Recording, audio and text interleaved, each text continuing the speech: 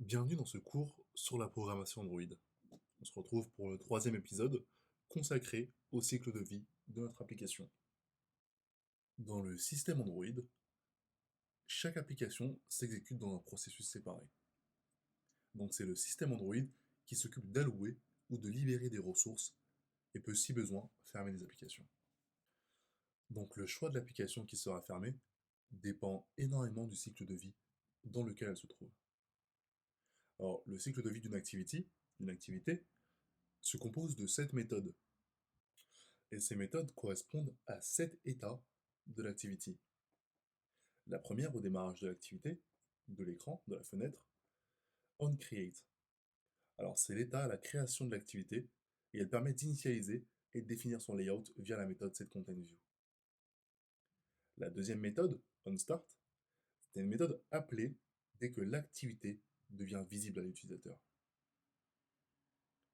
La troisième, onResume, c'est une méthode appelée à chaque fois que l'activité passe au premier plan.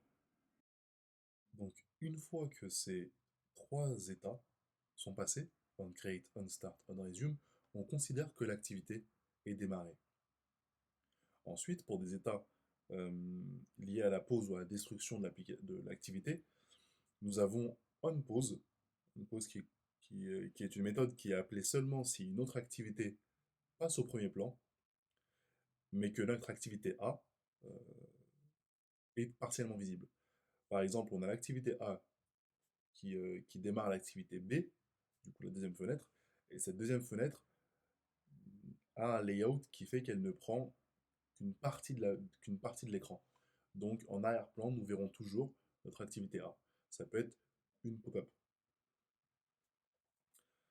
Donc une fois l'état on pause, nous avons on stop. Alors on stop, c'est la méthode qui sera appelée dès que l'activité n'est plus visible. Ensuite, nous avons on start, on restart. Excusez-moi. Alors c'est une méthode qui sera appelée après un onStop et avant un onStart. Puis le dernier état d'une activité, c'est le onDestroy, tout simplement après la destruction de l'activité. Donc nous voilà dans notre application, de retour dans notre application.